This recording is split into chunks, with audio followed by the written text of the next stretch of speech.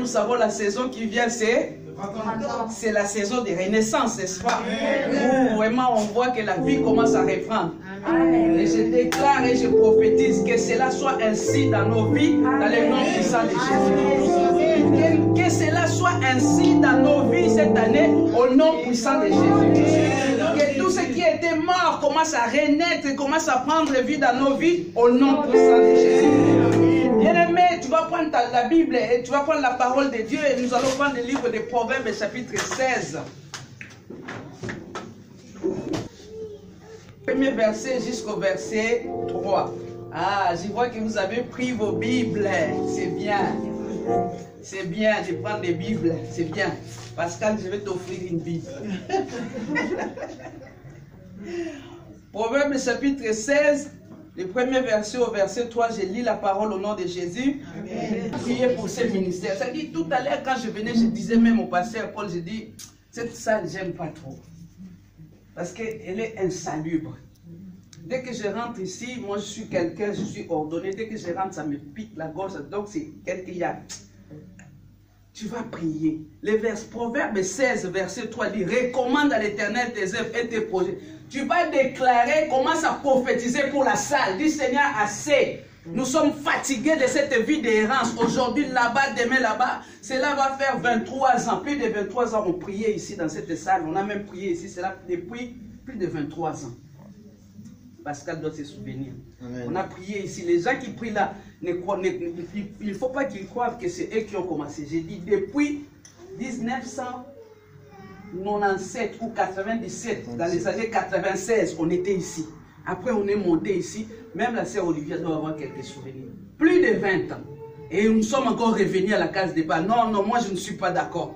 Tu vas prier dans le nom de Jésus pour la salle. Dis, Seigneur, tu nous as promis. Et toi, tu es derrière ta parole pour l'accomplir. Seigneur, nous voulons cette salle cette année. Oh, pourquoi pas même au cours de ces mois. Amen. La Bible dit, demandez, il vous sera donné. Cherchez, vous trouverez. Frappez. Priez le Seigneur, dit, Seigneur, nous te le demandons ce soir. Tu es le Dieu qui donne. Dans le nom de Jésus. Alléluia. Regarde, là, il est déjà presque 11h15. Nous avons perdu du temps parce qu'il y a la salle, et voilà, tout n'est pas en place. Il faut arranger et tout.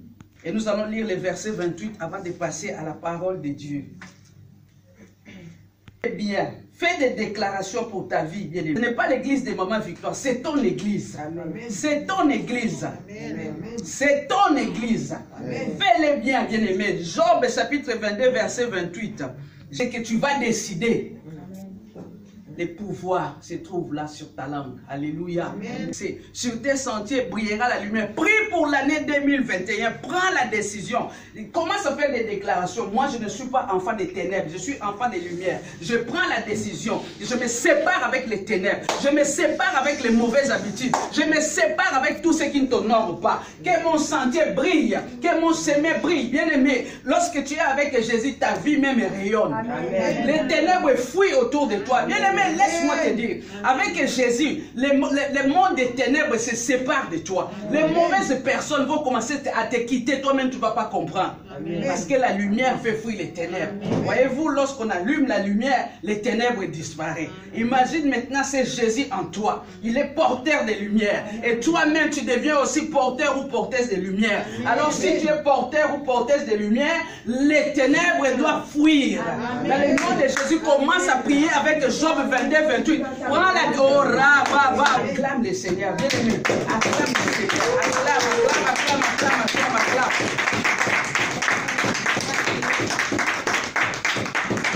Comme chaque année d'année-là, on prend des bonnes résolutions au mois de janvier. Bon, là maintenant, comme c'est les confinements, les salles de sport sont fermées. Vous allez voir souvent au début de l'année, les gens prennent des bonnes résolutions. Oui, je veux faire ci, je veux faire ci, je veux faire ci. Ma prière est que les résolutions que tu as prises, que tu puisses tenir. Amen. Que tu ne puisses pas les abandonner. Qu'il pleuve, qu'il neige, dans les bons comme dans les mauvais jours. Que tu ne sois pas instable. Au nom de Jésus. Amen. Hein? Amen. Sans plus tarder, nous allons passer à la parole de Dieu. C'est vrai que en même temps, nous avons dédié aussi, dédicacé notre année entre les mains du Seigneur. Ça, nous ne pouvons pas l'oublier. C'est tous les mois là, tous les mois où depuis le 1er janvier, nous avons confié notre année entre les mains de l'Éternel. Mais j'aimerais nous parler ce matin du bon samaritain. Amen. Et pour cela, nous allons prendre la parole de Dieu dans les livres de Luc, chapitre 10. Et nous allons lire les versets 30 au verset 37. Luc, chapitre 10.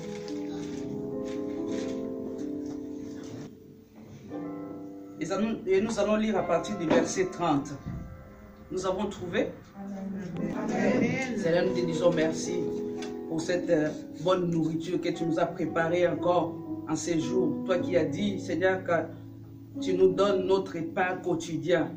Eh bien, Seigneur, donne à chacun de nous un esprit bien disposé afin que chacun de nous puisse prendre sa part. Saint-Esprit de Dieu, toi qui es le meilleur des enseignants, viens nous assister encore.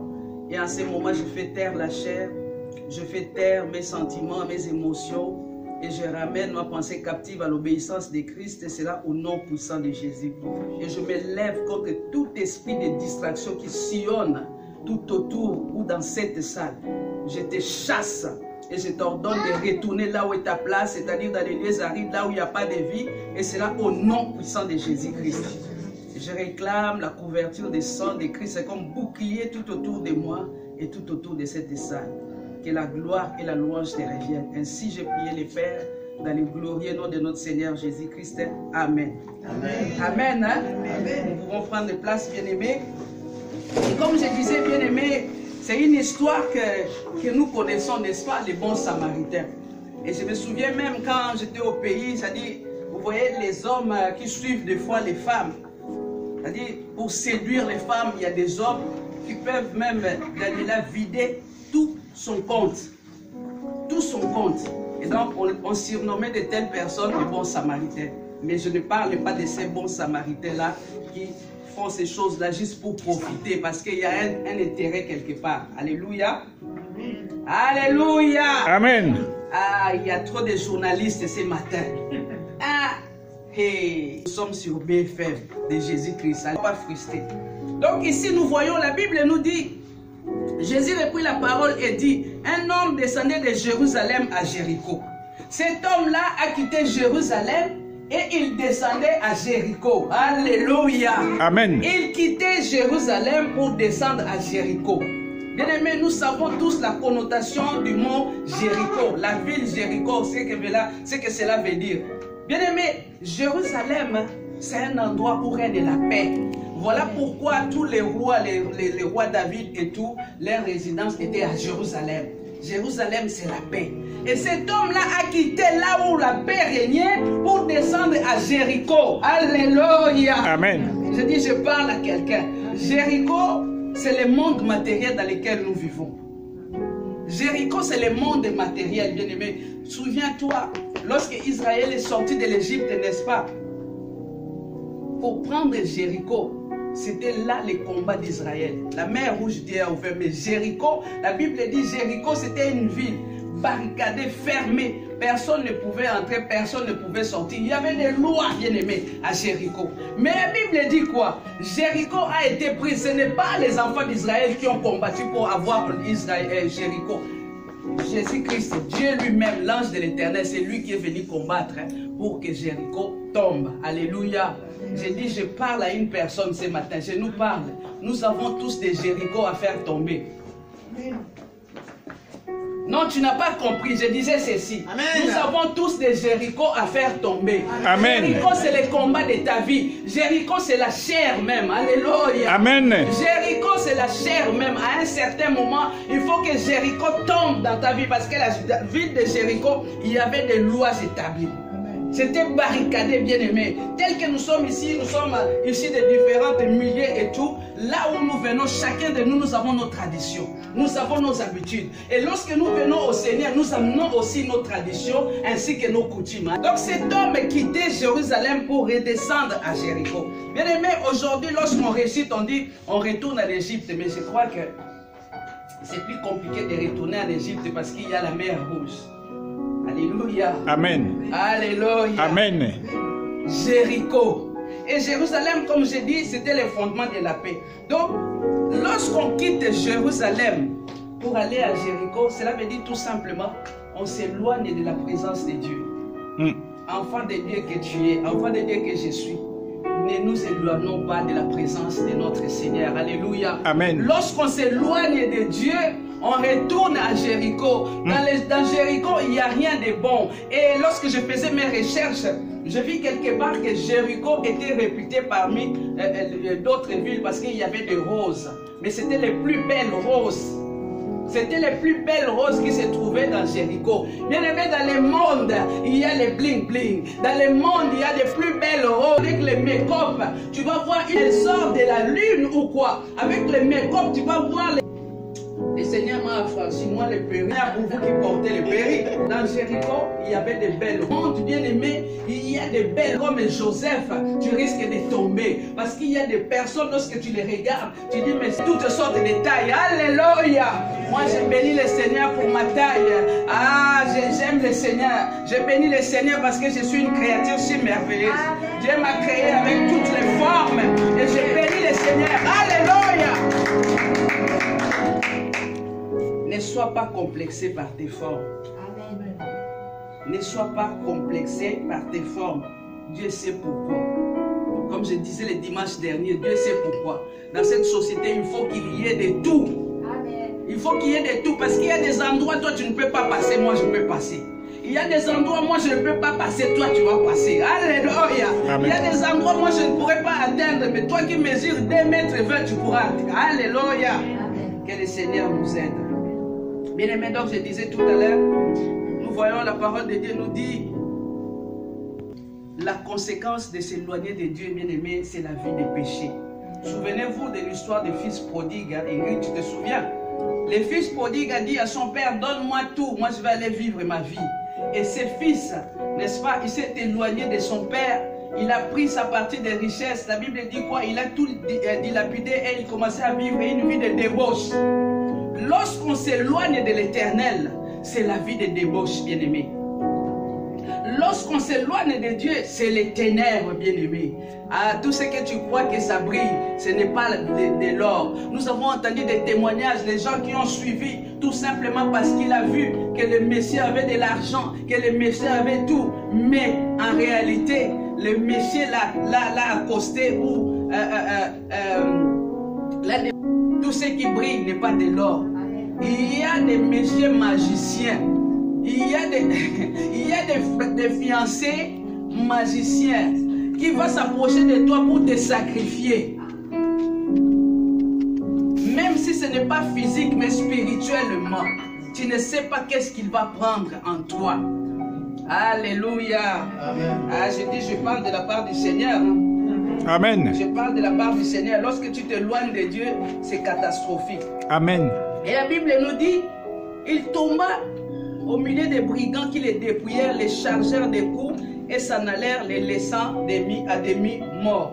Gloire soit rendue à Dieu, bien-aimé.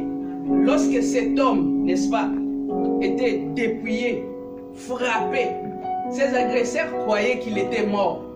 Ils l'ont laissé sur le bord du chemin. Ça, c'était une bonne chose pour cet homme. Parce qu'ils l'ont laissé sur le bord du chemin. Et ils croyaient qu'ils étaient morts. Bien aimé, je vais vous dire une chose. Des fois, souvent, on nous dit, pour les personnes, excusez-moi les termes, des fois, on nous a parlé dernièrement des informations, j'ai suivi des émissions des crimes et tout. Les hommes qui violent des jeunes filles ou des femmes. Et les jeunes filles disaient des fois, j'ai eu la vie sauve parce que j'ai fait semblant. Alléluia.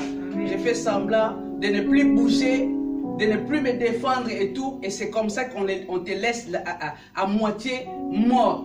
Et c'est pareil, bien aimé. Lorsque les brigands là, ont dépouillé cet homme, ils l'ont tabassé à mort. Je ne sais pas. Peut-être pour eux, ils croyaient qu'ils l'avaient achevé. Ils croyaient que c'était fini pour lui. Mais gloire soit rendue à Dieu, ils l'ont laissé seulement à demi-mort. Bien aimé, cela veut dire quoi? Lorsque on s'éloigne de Christ, on tombe dans la vie des péchés, on tombe dans la vie des débauches, on devient un peu à demi-mort. C'est-à-dire, la conscience travail, mais c'est comme si c'est tantôt plutôt.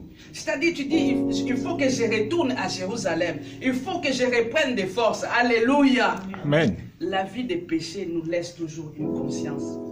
Tu ne peux pas, à un certain moment, te vautrer dans la boue du péché. Et puis, tu ne réfléchis pas. Non, à un certain moment, il faut revenir comme le fils prodigue. Le fils prodigue, à un certain moment, il a dit non, ici, là, ce n'est pas ma place. Il est resté à demi-mort. Le fils prodigue, là où il était parti, on lui a mis à garder les porcs. Il commençait à garder les cochons et tout. Et il n'avait même pas droit de toucher à la nourriture des cochons. C'est ça. Il est resté à demi-mort. C'est-à-dire qu'il n'avait plus rien. Il a pris conscience et il est revenu. Mais nous revenons à la parabole du bon samaritain. Ce qui est merveilleux pour cet homme, c'est que on lui a tabassé, on lui a dépouillé, on lui a tout pris. Mais on ne l'a pas jeté dans une fosse. On l'a laissé sur le bord du chemin. Alléluia. Amen. Je dis, je parle à quelqu'un. Tu es sur le bord du chemin. Tu es sur le bord du chemin. Bartimée était sur le bord du chemin. Et il a entendu parler du fils de David. Tu es sur le bord du chemin. Alléluia. Amen. Tes ennemis croyaient que c'était fini pour toi. Tes ennemis croyaient que là, c'est fini, Pascal, c'est fini. De toutes les façons, permets-moi de te le dire, avec Justine, de toutes les façons, c'est fini. Nous avons préparé notre coup, mais ils t'ont laissé sur les bords du chemin. Amen. Ils t'ont laissé sur les bords du chemin. Amen. J'ai dit et je répète, ils t'ont laissé sur les bords du chemin. Daniela, pareil. Ils ont dit c'est fini, mais ils t'ont laissé sur les bords du chemin. Et sur les bords du chemin, il y a qui? Il y a les bons samaritains. Amen. Alléluia. Alors on dirait que je me réjouis moi-même. Amen. Il y a les bons samaritains. Bien aimé, même si on te laisse à demi-mort, Maman Esther, même si on te laisse à demi-mort, il y a encore de l'espoir. Amen. Tant qu'il y a la vie, il y a de l'espoir. Tant qu'il y a de la vie, il y a encore de l'espoir. Merveille. Tant qu'il y a la vie, il y a de l'espoir. Tant que la personne respire encore. La Bible nous dit, au verset 31, un sacrificateur qui fortuitement descendait par le même chemin et en vit cet homme passa outre. Le verset 32, un lévite qui arriva aussi en ce lieu l'ayant vu passa outre. Alléluia. Bien-aimés, les lévites et les sacrificateurs représentent tout simplement la loi et les prophètes. C'est la loi et les prophètes, bien-aimés. J'aime beaucoup un chant qui dit Dieu a tout essayé pour sauver l'homme. Il a envoyé la loi, mais il a envoyé les prophètes, rien, jusqu'à ce que lui-même est venu pour nous sauver. La loi et les prophètes ne peuvent pas nous sauver. Alléluia.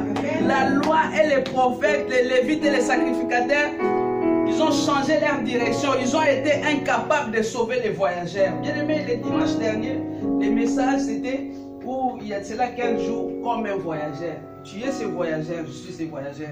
Alléluia. La loi et les prophètes ne peuvent pas nous sauver. La loi et les prophètes ne peuvent pas nous sauver, bien aimé. Sur ce voyage où nous sommes en train d'entreprendre ou de traverser, la loi et les prophètes ne peuvent pas nous sauver. C'est-à-dire, même si dans ta famille, je ne sais pas, vous avez les fétiches de famille, ça ne peut pas te sauver. Ça ne peut même pas te protéger. Alléluia.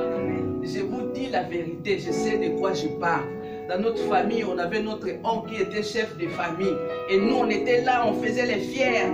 Justine, on disait, nous, de toutes façons, aucun sorcier, la magie ne peut pas nous atteindre parce que notre oncle, lui, il est puissant. Mais nous avons oublié qu'au-dessus de tout, il y a un tout puissant. Alléluia. Et c'est ainsi que la mort a commencé à frapper. Lorsque la mort a commencé à frapper, c'est là maintenant qu'on a pris conscience, on a dit non, non, ce n'est pas lui qui nous garde. Il y a un plus fort. Et c'est comme ça que chacun de nous maintenant commence à chercher la voie du Seigneur pour nous protéger. Alléluia. On peut même te faire des scarifications. On peut même te donner des bracelets, des câbles, et ça ne va pas te protéger. Parce qu'au-dessus de tous ces bracelets-là, il y a un plus fort. Dans le monde des ténèbres, il y a toujours un plus fort. Alléluia. Mais Jésus-Christ est le plus fort de tous. Jésus-Christ est au-dessus de tout. Il a vu des vies, il s'approchait et divin. Oui, Samaritain, c'est Jésus-Christ. La Bible dit dans le livre de Matthieu, chapitre 4, verset 16, voici un peuple longtemps assis dans les ténèbres. Longtemps assis dans les ténèbres. La Bible ne nous dit pas combien de temps cet homme est resté dans cet état. Combien de temps, mais ça a pris du temps.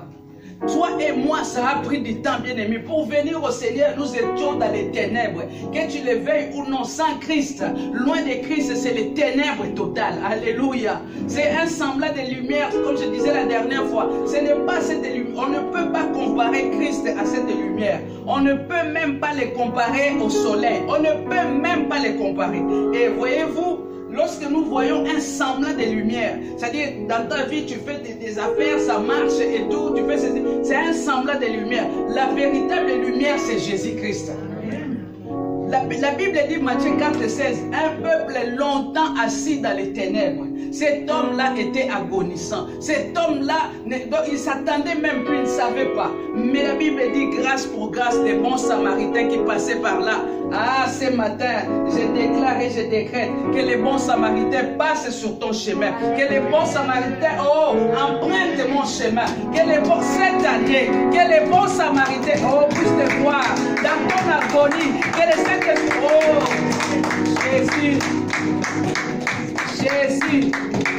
Jésus, je déclare et je prophétise que cette année, que les bons samaritains passent par ton chemin. Que les bons samaritains, hey, merci Seigneur. Un peuple longtemps assis dans les ténèbres. Il y a des familles entières qui sont prises en otage. Il y a des familles tout entières qui sont prises dans l'otage, qui sont dans les ténèbres. Et ils croient vivre dans la lumière, mais ils sont dans les ténèbres. Ah, ce matin, ma prière pour ces ministères, que les bons samaritains passent dans chaque famille, afin que sa lumière puisse jaillir au nom puissant de Jésus. Et nous voyons, bien aimés, les versets, l'époque, les vins. On utilisait les vins pour désinfecter les plaies. Moi, je me souviens, quand j'étais petit, des fois, mon père, lorsqu'on avait des petits bobos, s'il n'y avait pas l'alcool, il prenait carrément des Johnny Walker. Et nous voyons ici, le bon samaritain a pris du vin. Il a désinfecté les plaies de cet homme. Au verset 34, n'est-ce pas? Il a pris du vin et de l'huile. Et nous savons tous que l'huile calme la douleur, l'huile détend, n'est-ce pas? Lorsque tu as mal quelque part, on te masse avec de l'huile chaude, tiède et tout, ça te détend. Et tout simplement, le vin, ici, le vin représente le sang de Jésus-Christ. Amen. Alléluia. Amen. Le sang de Jésus-Christ nous lave, nous purifie, nous désinfecte. Nous qui étions sales, nous qui étions imbibés par les péchés, mais le sang de Jésus-Christ nous lave. Jésus nous lave. Et l'huile, c'est tout simplement le symbole de l'Esprit Saint. L'Esprit Saint, c'est la nouvelle naissance, c'est la régénérescence. C'est-à-dire la communication, la vie qui était coupée avec les pères, il y a l'huile maintenant qui vient rétablir la communion avec les pères. Alléluia. Amen. Gloire à Jésus, alléluia. Dieu est bon, bien-aimé. Lorsqu'aujourd'hui, tu suis Internet, tu vas sur Internet, tu dis non, l'église, il faut prier dans les maisons. L'église, Christ n'a pas laissé l'église. Bien-aimé, je vais nous dire une chose. Jésus-Christ a dit à Pierre, tu es Pierre, et sur toi je bâtirai mon église. Amen.